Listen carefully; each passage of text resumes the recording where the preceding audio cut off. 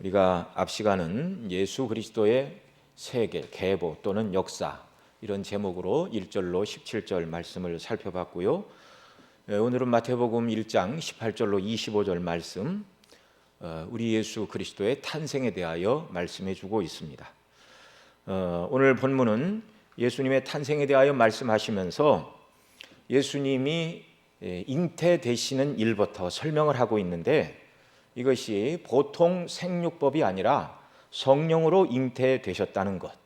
그래서 우리는 왜 예수님이 성령으로 잉태되셔야 했으며 성령으로 잉태되신 그분은 누구신가, 또 그분은 이 땅에 무슨 일을 하러 오셨는가, 21절에서 명백히 말씀을 하고 있죠. 그리고 그 예수님이 이 땅에 오시는 과정에 통로로 사용된 요셉과 마리아가 어떤 순종을 했는지, 이런 내용들에 대해서 몇 가지로 나누어 생각을 해보고자 합니다.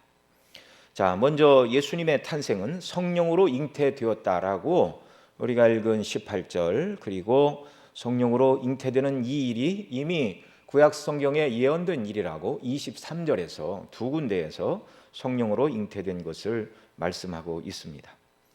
고린도전서 1장 20절에 보면 사도 바울은 유대인들은 표적을 구하고 헬라인들은 지혜를 구하나, 그런 말을 했는데요. 그러니까 유대인들은 표적을 구한다, 그 말은 실제 일어난 일들에만 관심을 갖는다, 그런 얘기입니다. 그래서 당시 헬라인들은 지식을 찾아서 이제 당시 초대교회를 괴롭힌 영지주의가 이방인 교회에 큰 문제가 되었던 것을 우리가 알고 있는데요. 그에 반해 유대인들은 아주 실제적인 사람들이었습니다. 그래서 실제 일어난 사건이 아니라면 믿지도 않고 기록하지도 않는데, 마태는 여기 예수 그리스도의 나심은 성령으로 말미암은 것이다, 이렇게 말하고 있습니다. 여기 예수 그리스도의 나심이라고 18절에 말하고 있는 이 나심이라는 단어가 1장 1절에 사용되었던 게네세오스라는 단어와 똑같은 단어입니다. 그래서 그 게네세오스라는 말은 족보, 계보 또는 역사로 번역될 수 있다고 앞 시간에 말씀을 드렸는데요. 히브리어로 이 단어는 세페트라는 단어인데 책 또는 사건, 기사, 이야기, 그런 뜻입니다. 그래서 이 게네세오스, 그러니까 뭐 시작, 기원, 뭐 탄생, 이런 말로도 이제 번역이 됩니다. 그러니까 예수님의 관한 족보다 뭐 계보다 이렇게 이제 이야기를 하죠. 여러분 잘 아시는 것처럼 창세기를 이제 영어로 제네시스 그렇게 얘기를 합니다. 그러니까 기원이 되는 책, 시작이 되는 책, 창조의 역사가 되는 책, 그런 의미죠. 그래서 이게 다 똑같은 단어입니다. 창세기를 말하는 제네시스, 오늘 예수 그리스도의 나심이라고 말하는 나심이라는 이 단어의 게네세오스, 또는 예수 그리스도의 세계라라고 말할 때 게네세오스가 다 똑같은 말이라는 것이죠. 그래서 창세기를 통해서는 하나님의 창조의 역사를 기록하고 있다면, 여기 예수 그리스도의 나심은 이러하니라라는 이 나심이라는 똑같은 단어를 통하여 예수님의 죄인을 구원하시는 재창조의 역사가 어떻게 시작이 되는가, 바로 예수님의 나심으로부터 죄인을 구원하시는 하나님의 재창조의 역사가 시작되고 있다는 것입니다. 그런데 그 일은 가장 먼저 성령으로 잉태되시는 일부터 시작하고 있다, 이렇게 마태가 우리에게 가르쳐 주고 있는 것이죠. 자, 예수 그리스도를 통한 재창조의 역사는 예수님이 성령님으로 잉태되심부터 출발을 합니다. 자, 왜 성령으로 잉태되셔야만 하는가? 우리는 뭐 잘 알고 있죠. 창세기로 이제 거슬러 올라가야 됩니다. 아담과 하와가 선악과를 따먹고 범죄했을 때 아담과 하와로 하여금 범죄하게 만들고 하나님을 대적하게 만든 원수, 하나님의 원수요, 모든 사람의 원수, 곧 사단 마귀가 사람을 미혹하여 그렇게 범죄하게 만들었던 것이죠. 그때 하나님께서 그 원수 사단을 향하여 이렇게 말씀하셨습니다. 창세기 3장 15절에 내가 너로 여자와 원수가 되게 하고 너의 후손도 여자의 후손과 원수가 되게 하리니 여자의 후손은 내 머리를 상하게 할 것이요 너는 그의 발꿈치를 상하게 할 것이니라. 처음 창세기에서 이 말씀을 주셨을 때 아담과 하와는 이 여자의 후손이 먼 훗날, 물론 아담의 후손이죠, 아브라함과 다윗의 자손으로 오실 예수 그리스도에 관한 말씀이라는 것을 아담과 하와는 이해하지 못하였죠. 계시가 점진적이기 때문에 그렇습니다. 점점 발전하면서 그 계시의 내용이 무엇인가 명확하게 드러나는 점진적인 계시의 방식을 통하여 하나님께서 구원을 말씀하셨기 때문에 아담과 하와는 그 여자의 후손으로 오실 분이 누군가 온전히 이해하지 못했죠. 그래서 일부 학자들은 가인과 아담과 하와가 처음에 난 아들의 이름이 가인인데 그 이름의 뜻이 그 남자라는 뜻입니다. 그 남자, 그 사람, 그 남자. 그러니까 하와는 자기가 낳은 첫 번째 아들 가인을 통하여 하나님께서 구원을 해주실까 이렇게 기대를 했다. 이렇게 이제 그 내용을 설명하는 학자들도 있습니다. 그런데 여기서 말한 창세기 3장 15절에서 말한 여자의 후손은 가인도 아니었습니다. 그 어느 누구도 아니고 여자의 후손, 그 말은 이제 보통 생육법은 남편과 아내 사이에서 아이가 태어나는데 남편 없이 오직 홀로, 여인 홀로 성령님의 역사로 아이를 잉태하고 낳게 될 이 마리아에 관해서 예언하고 있는 말씀이라는 것입니다. 그래서 예수님의 잉태와 탄생이 여자 곧 남자의 씨를 받지 않는 여인을 통해서 잉태되고 출생하실 것을 이제 여자의 후손이라고 아주 희미하게 말씀하시고, 그 다음에 오늘 23절에 기록하고 있는 것처럼 여기 우리가 읽은 마태복음 1장 23절은 이사야 7장 14절에 기록된 말씀입니다. 그 말씀의 성취이다 그 말이죠. 자, 우리 23절 가서 한번 더 다시 읽겠습니다. 보라, 처녀가 잉태하여 아들을 낳을 것이요 그 이름은 임마누엘이라 하리라 하셨으니 이를 번역한즉 하나님이 우리와 함께 계시다 함이라. 아멘. 이 말씀이 주어지던 당시를 우리가 한번 생각해 볼 필요가 있습니다. 이 말씀은 유다 왕 아하스 때에 하나님께서 이사야 선지자를 통하여 주신 말씀인데요. 이 아하스 때에 아람 왕 느신과 그 다음에 북이스라엘 왕 베가, 이 두 나라가 연합하여서 이제 유다를 공격하러 온다 이런 소식이 들렸습니다. 그래서 이사야 7장 2절에 보면 왕과 백성의 마음이 살림이 바람에 흔들리는 것 같이 흔들렸더라 그렇게 말합니다. 매우 두려워했다는 말이죠. 두 나라의 힘을 합해서, 유다는 그에 비해서 작은 나라 아닙니까?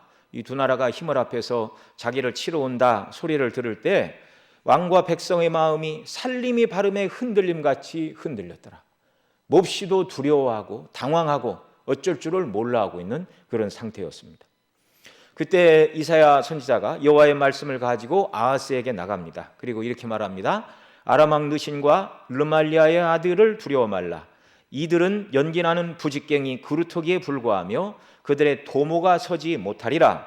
에브라임 곧 북이스라엘은 65년 내에 패하여 다시는 나라를 이루지 못할 것이라 말씀하시고, 여호와께서 말씀하신 대로 아람과 북이스라엘의 공격으로부터 유다를 보존하고 지켜주실 것이니 이 하나님의 약속을 믿고 아하스는 징조를 구하라 이렇게 하나님의 말씀을 이사야가 전했습니다.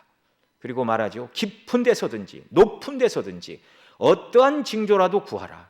그러니까 사람이 생각할 때 정말 이런 것은 불가능해 보일 것처럼 보이는 어떤 징조라도 구하라는 것입니다. 그러면 하나님께서 그런 징조를 보여주심으로 말미암아 반드시 아람과 북이스라엘의 공격으로부터 유다를 지키시고 너를 보호해 주실 것이라는 표적으로 삼으라 그 말씀이었습니다.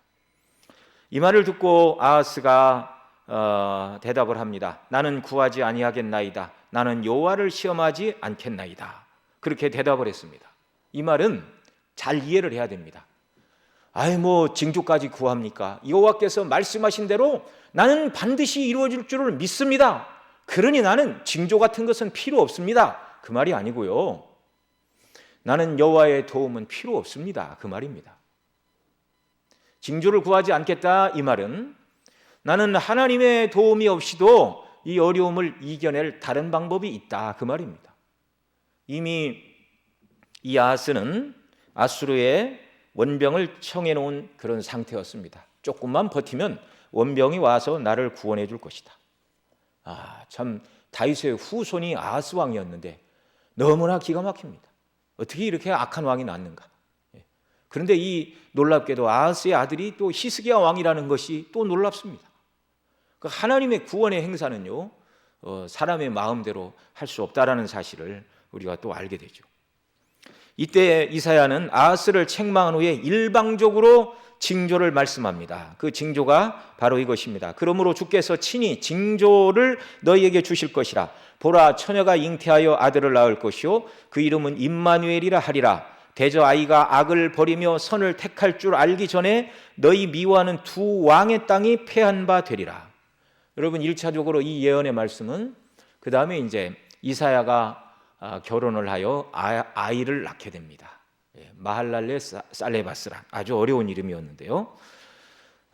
그래서 1차적으로는 이사야가 난 아들이 선과 악을 택하기 전에 유다가 온전히 구원함을 받는 일이 있었고 이제 두 나라는 이제 패하는 그런 일이 있었죠. 그러나 하나님께서 이사야를 통하여 아하스에게 주셨던 말씀, 보라, 처녀가 잉태하여 아들을 낳을 것이요 그 이름은 임마누엘이라 하리라는 말씀이 부분적으로 이루어졌지 완전히 이루어지지 않았습니다. 왜냐하면 여기 처녀가 잉태하여 아들을 낳을 것이라 말할 때 이 처녀는 동정녀를 말하는 표현입니다. 남자를 알지 못하는 동정녀를 말하는 표현. 그러니까 동정녀를 통하여 한 아기가 나올 것이다. 그러니 겉으로 볼 때는 이사야를 통하여 그 말씀이 응한 것 같지만 실제적으로는 이루어지지 않았고 그 다음에 그 나실 바 아기에 대하여 그 이름은 임마누엘이라 하리라. 하나님이 우리와 함께 하시다. 번역하면 설명까지 친절히 해주고 있죠.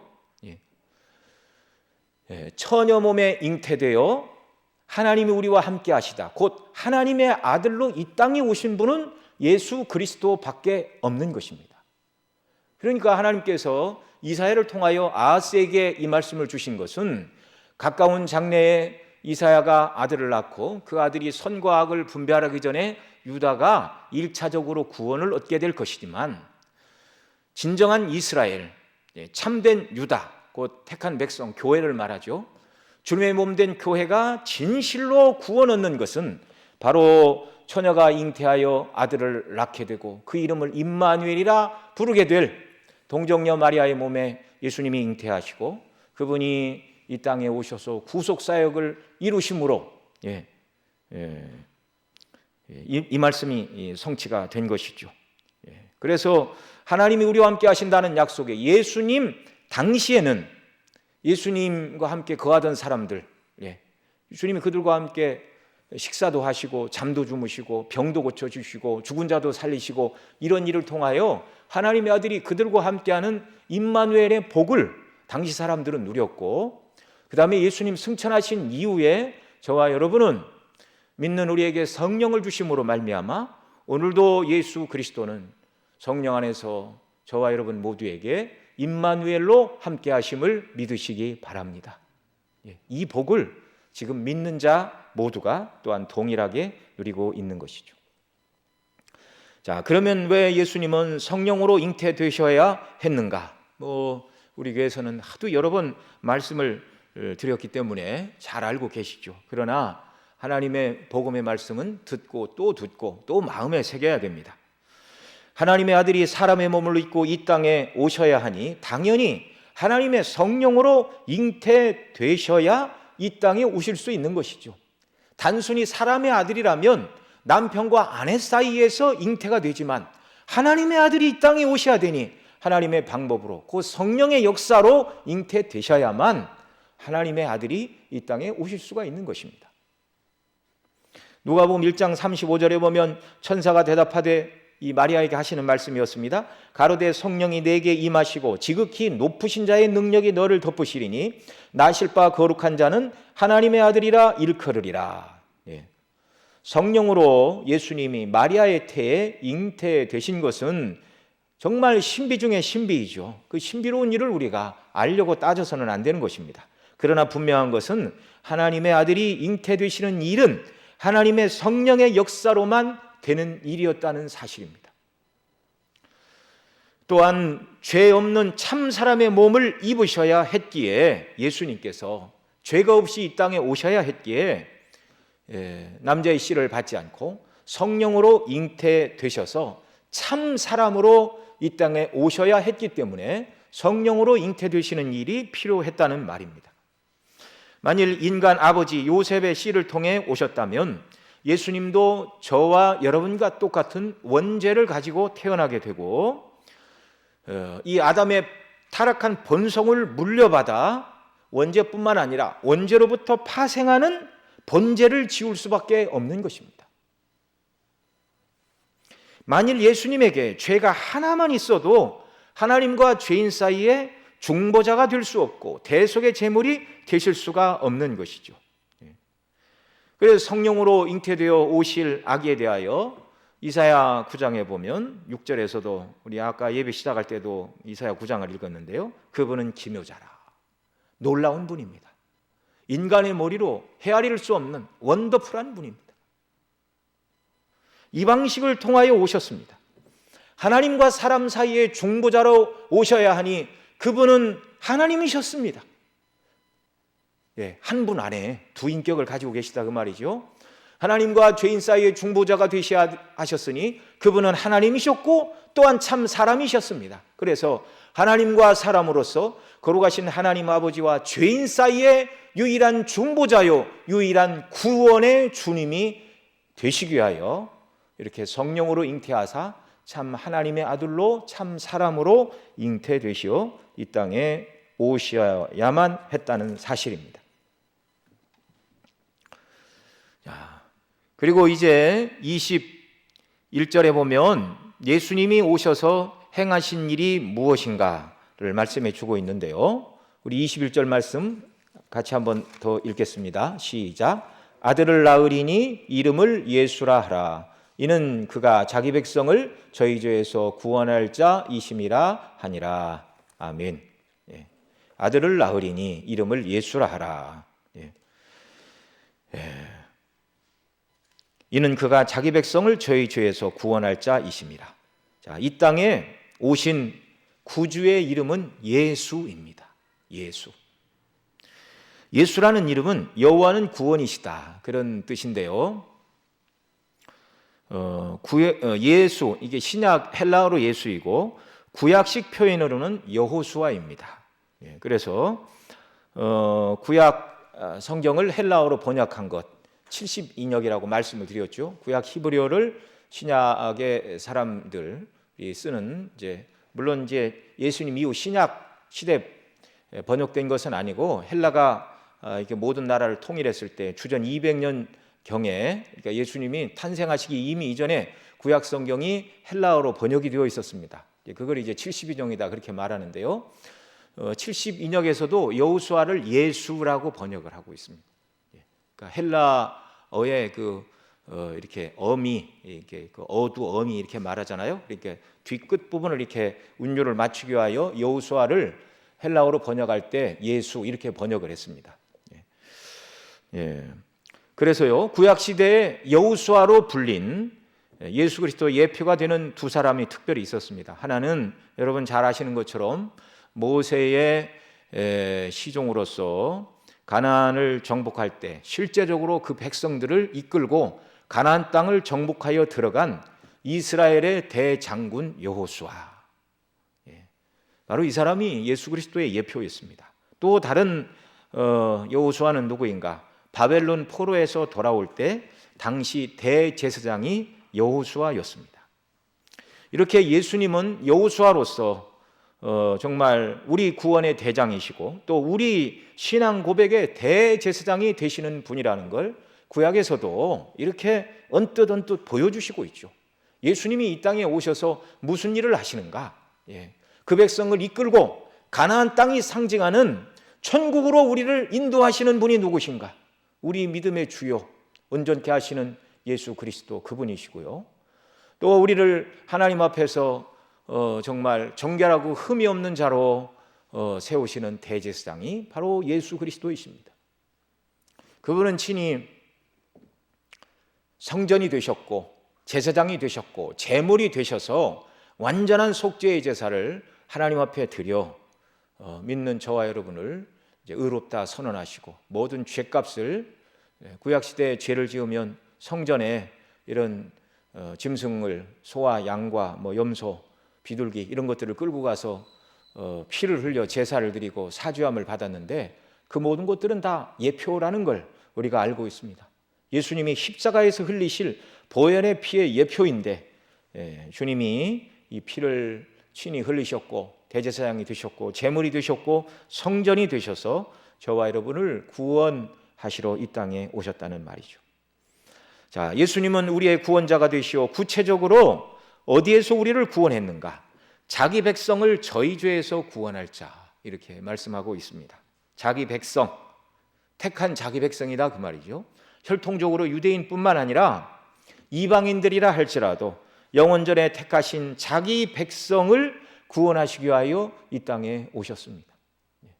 그래서 오늘날 혈통적으로 유대인인 저와 여러분들도 오직 예수님 믿음으로 말미암아 예수님의 백성이 되었습니다.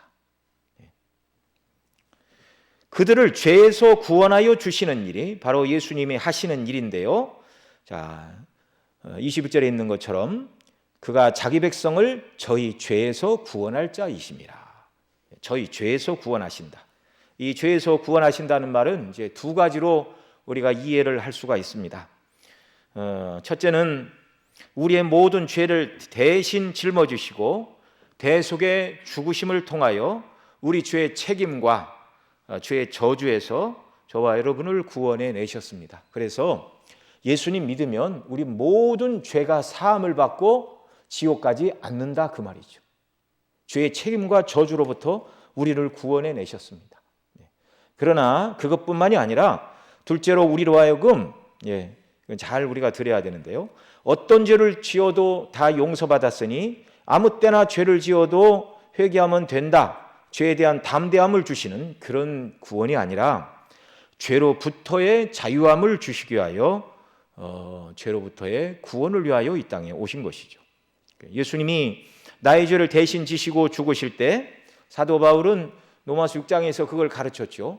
예수님이 십자가에서 죽으실 때 우리도 그분과 함께 합하여 우리가 세례를 받음으로 죽었고 그분이 부활하실 때 우리도 부활했다. 그렇게 원리적으로 가르쳐주고 있습니다. 그 예수님 안에서 저와 여러분은 이제 죄를 이기는 자들로 주님이 구원해 주셨습니다. NIV 성경에 보면 He will save his people from their sins 이렇게 말하고 있습니다. 그들의 죄로부터 그들을 구원해 내셨다. 그들이 어떤 죄를 지어도 상관없는 자로 만들었다는 말이 아니라 그들의 죄로부터 그들을 구원해 냈다.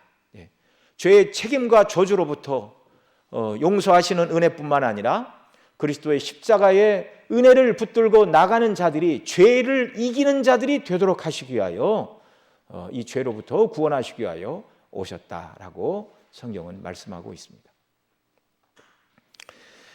이 원리들을 우리가 잘 붙들어야 됩니다. 그래서 주님이 이루신 구원의 실체가 무엇인가 이걸 날마다 생각을 해야 되죠.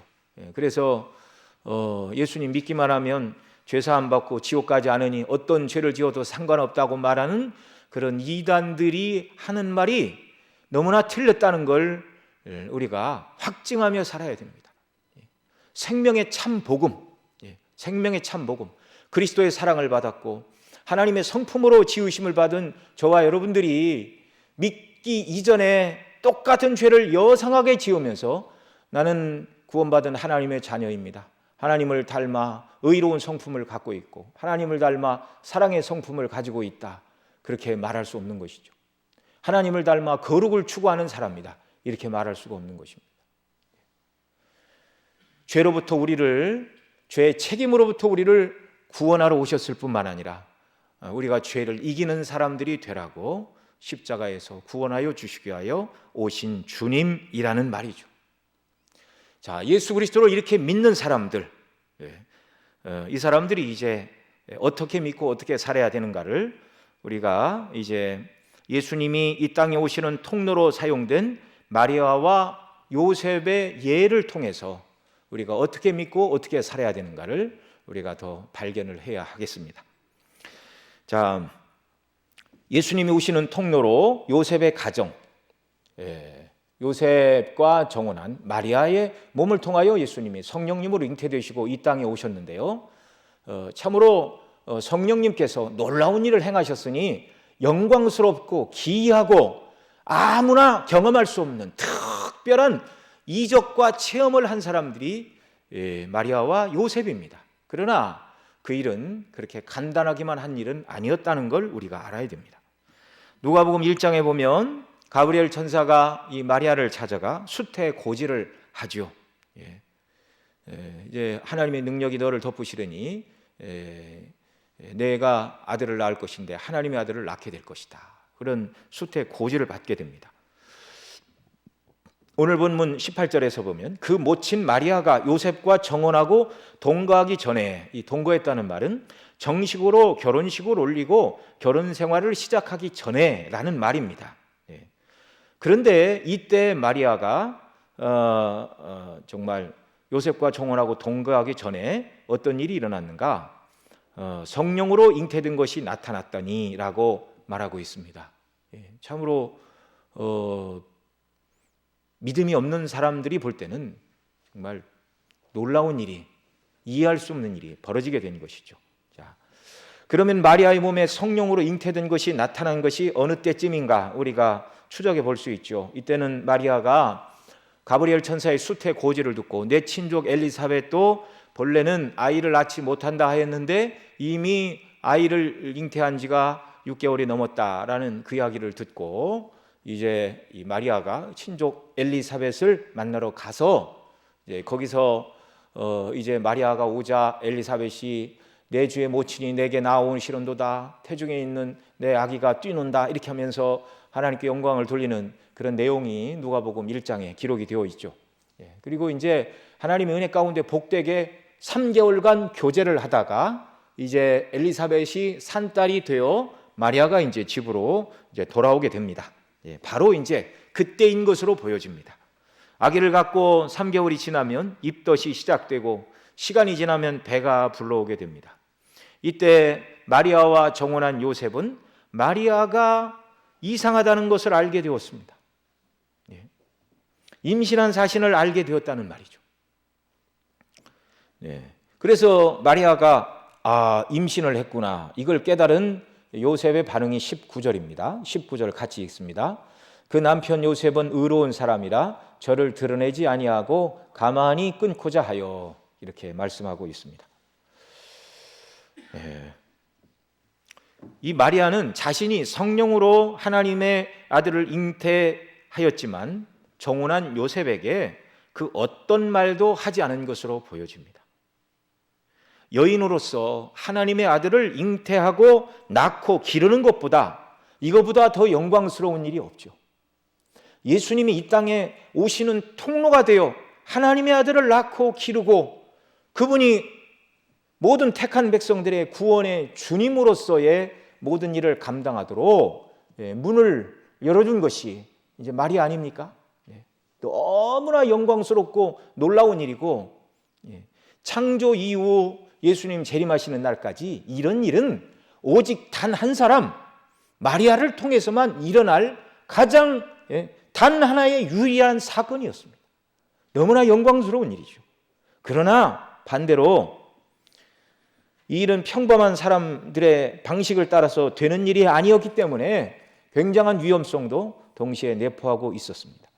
성령님의 역사로 잉태한 아기인데 성령님의 역사로 아이를 잉태했다는 사실을 모르는 사람들에게는 마리아가 아이를 잉태했을 때는 사생아를 잉태한 것이고 그 아이를 낳았을 때는 역시 사생아를 낳은 것입니다. 세상 사람들,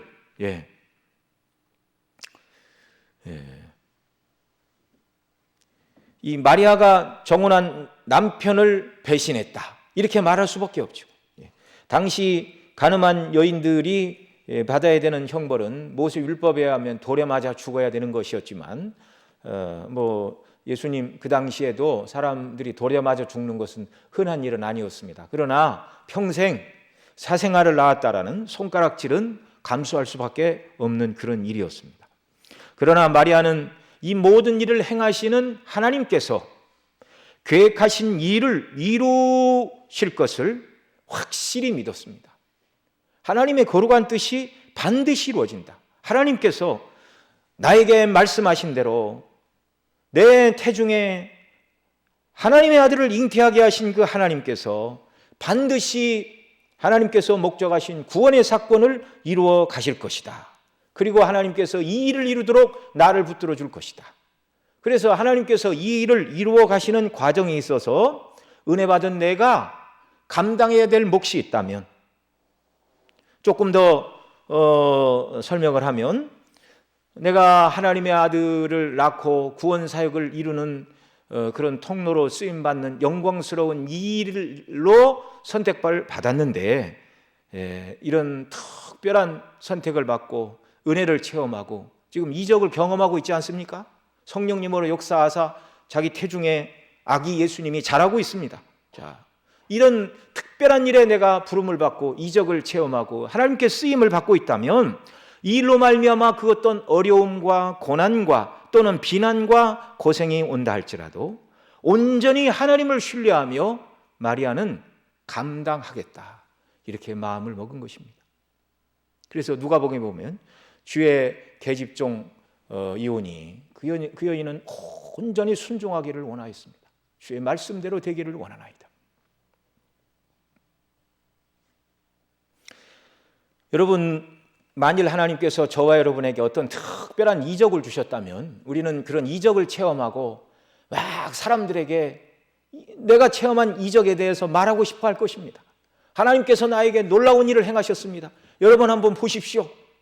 그러면 사람들이 와서 보고 하나님의 특별한 은혜를 입었네요, 하나님의 사랑을 입었네요, 그렇게 말하며 부러워하기도 하고, 또 그렇게 하다 보면 나는 다른 사람보다 하나님의 특별한 사랑을 입었다는 이런 마음으로 마음이 부풀어 오르기도 하고, 또 남들이 체험하지 못한 특별한 체험이나 어떤 은사를 받았다면 사람들 사이에 이름이 높아지고 명예를 얻고 적어도 다른 사람보다는 특별한 사람이라는 그런 칭호를 다른 사람들이 해주기를 바랄 텐데, 마리아는 전혀 그런 생각을 하지 않고 있다는 것입니다. 오히려 하나님의 특별한 사랑과 선택과 이적을 경험하고 있음에도 불구하고 마리아에게는 고난과 어려움이 찾아왔고, 그 고난과 어려움을 말없이 묵묵히 참고 순종하고 있다는 사실입니다. 빌립보서 1장 29절에서 사도 바울은 이렇게 말했습니다. 그리스도를 위하여 너희에게 은혜를 주신 것은 다만 그를 믿을 뿐 아니라 또한 그를 위하여 고난도 받게 하려 하심이라. 저와 여러분은 이 말씀을 아멘으로 받아야 할 줄로 믿습니다. 그리스도를 위하여 너희에게 은혜를 주신 것은 다만 그를 믿을 뿐 아니라 또한 그를 위하여 고난도 받게 하려 하심이라. 사랑하시는 성도 여러분, 주님께서 저와 여러분에게 은혜를 주셨습니까? 아멘. 구원의 은혜와 그 영광을 깨닫는 믿음을 주셨습니까? 그렇습니다. 그리스도의 십자가의 대속의 죽으심이, 그분이 오늘 말씀처럼 동정녀 마리아의 몸에 성령으로 잉태하여 이 땅에 오셨고, 그 오신 목적이 저와 여러분을 대신하여 십자가에서 우리 죄짐을 지고 대신 죽으시고 우리 죄값을 해결하여 주시고, 그 예수님을 믿는 우리를 의롭다 하시고 하나님의 자녀 삼으시고 천국의 후사로 삼으시기 위하여 주님이 하늘 영광을 버리시고 낮고 천한 이 땅에 사람의 몸을 입고 오셔서 갖은 멸시와 고난을 다 당하시고 우리를 구원해 주신 것을 믿는다면, 이런 특별한 은혜를 받았다는 것을 고백한다면, 오늘 저와 여러분도 이 여인 마리아와 같이 주님이 나에게 베푸신 특별한 은혜와 이 사랑을 인하여 주님이 나에게 맡기신 일을 감당할 때 어떤 고난과 어려움이 온다 할지라도 순종하고 감당하겠습니다라는 이 마리아의 자세와 같은 그런 믿음의 자세가 저와 여러분에게 요구된다는 사실입니다. 그래서 그리스도를 위하여 너희에게 은혜를 주신 것은 다만 그를 믿을 뿐만 아니라 믿고 죄사함 받아 구원받아 천국의 후사가 될 뿐만 아니라 또한 그를 위하여 고난도 받게 하려 하십니다. 여러분, 하나님께서 우리에게 은혜를 주실 때, 구원하여 주실 때, 자녀로 삼아 주실 때, 놀라운 은혜와 이 영적인 복락을 주실 때 저와 여러분 모두에게 감당하라고 주시는 책임도 있고, 때로는 고난도 있고, 어려움도 있고, 환난도 있고, 핍박도 겸하여 주심을 믿으시기 바랍니다. 그러나 그것이 또한 우리에게는 기쁨이고 감사입니다. 왜 그렇죠? 믿음으로 이 모든 일을 잘 감당할 때 주님은 이것을 기억하시고 천국에서 상급으로 갚아주실 것이기 때문에 그렇습니다. 죄에서 구원해 주신 저와 여러분들을 위해서 더 어렵고 힘든 일을 시키셔도 마땅히 감당해야 하지만, 그러나 그 모든 일을 감당할 때 기억하시고 상급으로 갚아주시고 더 큰 은혜로 채워주시는 이 놀라운 하나님의 은혜, 그리스도의 사랑이 우리를 향하여 있다는 사실을 여러분 기억하시기 바랍니다.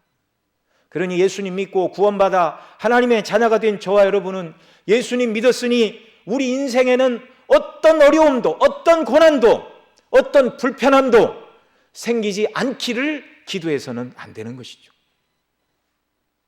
하나님이 기뻐하시고 원하시는 그 모든 일을 이루어 가심에 있어서 하나님께서 우리를 통하여 우리를 쓰셔서 때로는 우리가 조금 고난을 받고 우리를 좀 불편하게 하시고 힘들게 하시는 이 방편을 통하여 하나님의 이름이 높아지고 복음이 광포되고 주의 뜻이 이루어지기를 하나님이 기뻐하신다면 저와 여러분은 온전히 이 일에 기쁨으로 순종해야 한다는 사실입니다.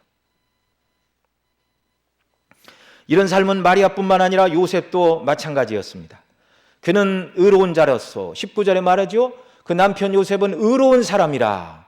여기 의로운 사람이다 그 말은요, 죄를 하나도 지은 적이 없다는 말이 아니라 하나님을 경외하는 사람, 하나님의 율법의 말씀대로 순종하려고 하는 사람, 하나님의 말씀에 의지하여 오늘날로 얘기하면 믿음으로 살려고 애쓰는 사람, 이런 사람을 이제 신약성경에서 의로운 자라 이렇게 표현을 하는데요. 그 남편은 의로운 사람이라 저를 드러내지 아니하고 가만히 끊고자 하여 이렇게 말하고 있습니다. 마리아와 정혼한 요셉 입장에서는 마리아가 임신한 사실을 알게 되자 이것은 요셉에게는 너무나 큰 충격으로 다가왔습니다. 너무나 큰 충격이죠. 정혼한 마리아가 자기를 배신했다는 이 분노로 말미암아 그 심정이 아마 부글부글 끓어오르기도 했을 것입니다. 만약에 그런 마음이 없다면 정상적인 정서를 가진 사람이라고 보기가 어렵겠죠. 결혼을 약속한 정혼한 여인이 나하고 상관없는 아이를 잉태했다. 이건 정말 남자 입장에서 고통스럽고 아마 대부분의 사람은 나를 배신했으니 그 대가를 받아야 된다고 아마 마리아에게 멸시와 모독을 가하려고 하는 것이 일반 사람들이었을 것입니다. 그런데 여기 의로운 요셉, 예수님을 믿는 믿음을 따라 살아가는 사람은 그렇게 행동하지 않는다라고 요셉을 통하여 가르쳐 주고 있습니다. 자, 요셉은 어떻게 했습니까? 저를 드러내지 아니하고 가만히 끊고자 하여, 여기 드러내지 않는다 그 말은 마리아가 사생아를 잉태했다는 사실을 드러내지 아니하고 관계를 가만히 끊고자 했다 그 말입니다. 그러니까 요셉 자신이 이혼 증서를 써주고 관계를 정리하되 마리아의 태중에 있는 아기는 사생아가 아니고 자기 아들이라는 증표를 써주고 관계를 정리하려 했다. 그렇게 우리가 이 말씀을 이해할 수가 있습니다. 이렇게 마음먹은 요셉에게 20절에 보면 이제 주의 사자가 꿈에 찾아가 그에게 말합니다. 우리 20절 말씀도 같이 읽습니다. 이 일을 생각할 때에 주의 사자가 현몽하여 가로되 다윗의 자손 요셉아 내 아내 마리아 데려오기를 무서워 말라. 저에게 잉태된 자는 성령으로 된 것이라. 고민하고 낙담하고 좌절해 있고 어찌하면 좋을까 답답하고, 그러나 결론은 가만히 관계를 끊겠다 이렇게 생각하고 있는 요셉에게 꿈에 천사가 찾아가 가르쳐 줍니다. 다윗의 자손 요셉아 이렇게 부르고 있습니다. 다윗의 자손 요셉아. 이 말은 요셉아 너는 다윗의 후손으로서 다윗의 후손으로 오실 메시아의 혈통 가운데 있는 사람이 아니냐, 그 말입니다. 이제 다윗의 후손으로 메시아가 오셔야 하는데 다윗의 후손인 너의 가정을 통해서 구약에 약속하신 대로 하나님의 아들이 너의 가정을 통하여 내 아내 마리아를 통하여 오실 것인데, 하나님의 아들이 오셔야 되는 방식은 바로 처녀가 잉태하여 아들을 낳는 방식, 여자의 후손으로 오셔야 하겠기에 정혼한 내 아내들 마리아의 몸에 성령님으로 예수님이 잉태된 것이다. 그것을 가르쳐 주시고 내 아내 마리아를 데려와 보호자가 되어주고 나실 아기의 법정적인 아버지가 될 것을 부탁을 하였습니다. 요셉은 이 천사의 현몽에 따라 하나님의 이 부탁을 받고 기꺼이 순종하는 사람이 되었습니다. 기꺼이 순종하는 사람이 되었습니다. 하나님은 오늘 예수님 믿는 저와 여러분, 구원받은 저와 여러분을 향하여 똑같이 말씀하고 있음을 알아야 됩니다. 이렇게 말씀을 드리면 저는 꿈속에서 천사를 만난 일이 없습니다. 하나님의 음성을 들은 일이 없습니다. 그렇게 말해서는 안 됩니다. 오늘 이 시대는 성경으로 말씀하는 시대이죠. 예수님 믿는 저와 여러분을 향하여, 구원받은 하나님의 자녀인 저와 여러분을 향하여 성경이 말하고 있는 것이 바로 오늘 하나님께서 저와 여러분을 향하여 하시는 말씀입니다. 성경이 뭐라고 말씀하죠? 구원받은 하나님의 자녀들인 저와 여러분을 향하여 오늘 마리아와 요셉과 관련하여 말씀을 드린다면, 이 마리아와 요셉은 구주가 이 땅에 오시는 이 통로로 쓰임을 받았습니다. 고통스럽고 힘든 환경에서. 마찬가지로 저와 여러분, 구원받은 하나님의 자녀 백성들인 저와 여러분들도 아직 이 구주가 세상에 오셨음을 모르는 불신 세계를 향하여 우리의 구주, 모든 인생의 구주가 이 땅에 오셨고 그 구주는 바로 예수 그리스도요, 예수 그리스도를 믿음으로 죄인들이 구원받고 하나님의 자녀가 되고 천국 백성이 된다는 이 영광스러운 복음을 증거하는 일, 또는 이 복음이 증거되는 일을 위해서 마리아와 요셉처럼 그들이 고난과 어려움을 기꺼이 감수했던 것처럼 저와 여러분 모두도 하나님 뜻에 순종하고 이 복음이 광포되고 증거되는 일을 위해서 우리 자신을 드리고 하나님 뜻에 순종하며 헌신해야 한다는 사실입니다. 여러분, 우리가 성경을 통해서 이러한 영적인 교훈을 받지 못한다면 성경을 읽는 아무런 유익이 없고 말씀을 듣는 아무런 유익이 없는 것이죠. 하나님의 말씀을 통해서 정말 이런 놀라운 은혜를 받은 사람, 여러분, 성경은요 아무에게나, 하나님은 아무에게나 어려운 일을 맡기지 않으십니다. 여러분, 이걸 기억하시기 바랍니다. 하나님의 놀라운 구원의 은혜를 많이 깨달은 사람일수록 내가 받은 이 은혜를 어떻게 하나님의 영광을 위하여 돌려드리고 내가 만난 구주를 아직 모르는 사람에게 어떻게 증거할 것인가, 천국에 대한 영광으로 충만하고 천국에 대한 사모함이 크면 클수록 그리스도를 증거하고 이 복음이 증거되는 일들을 위해 자기 자신을 드리고 시간을 드리고 물질을 드리고 헌신하게 되는 줄로 믿습니다. 여러분, 우리가 살고 있는 이 세상 연구하지 않습니다. 우리나라는 이 코로나가 어느 정도 소강 상태에 접어들었지만 하루에도 수백 명씩 죽어나가는 그런 나라들이 있는데요. 여러분, 우리가 알고 있죠? 이 세상은 우리의 영구한 거처가 아닙니다. 하나님 우리를 언제 부르실지 모릅니다. 이런 어려움 통해서 우리가 얻어야 될 교훈은 어떻게 해서도 질병에 걸리면 안 되겠다, 이것이 아니라, 물론 질병에 걸리지 않도록 건강에 유의를 힘을 써야 됩니다. 그러나 그것보다 더 먼저 우리가 깨달아야 될 진리는 이 세상은 영구한 도성이 아니고 세상은 쉴 만한 안식처가 아니라는 사실을 우리가 다시금 생각하고, 그리스도 안에서 우리에게 주신 영원한 안식처요, 영원한 우리의 본향을 하나님이 예비하셨고, 그 나라에 가면 아픔도 눈물도 고통도 질병도 죽음도 없습니다. 천국에 가면 병원이 필요 없고 약국이 필요 없고 의사가 필요 없습니다. 완전한 영광의 나라를 하나님께서 예배해 놓고 계시는데, 저와 여러분 마음이 세상이 아니라 천국을 향하여 온통 정말 우리 마음이 달려가 있기를 바랍니다. 그리고 그 나라에 사랑하는 우리 주님, 우리를 구원하신 아버지가 계십니다. 이것을 생각할 때 아직도 이 영광을 모르고 이 복음을 모르는 세상 사람들에게 어떻게 하면 그리스도의 영광스러운 복음이 증거되고 광포되는 일을 위해서 내가 이 시간 이 땅에서 감내해야 될 고난이 있고 책임이 있고 의무가 있다면 무엇인가, 이걸 생각하며 정말 하나님 앞에서 순종하는 역사가 있기를 바랍니다. 그래서 우리가 하나님의 말씀을 증거하는 종들과 선교사님들을 위해서 더 기도해야 하는 줄로 믿습니다. 그분들의 복음 전도와 선교 사역을 위해서 우리가 선교헌금을 드리는 이런 일들을 더 믿음으로 감당해야 한다는 것을 알게 됩니다. 해외 나가 있는 선교사님들 선교 후원이 끊어지면 들어와야지요. 어떡하겠습니까?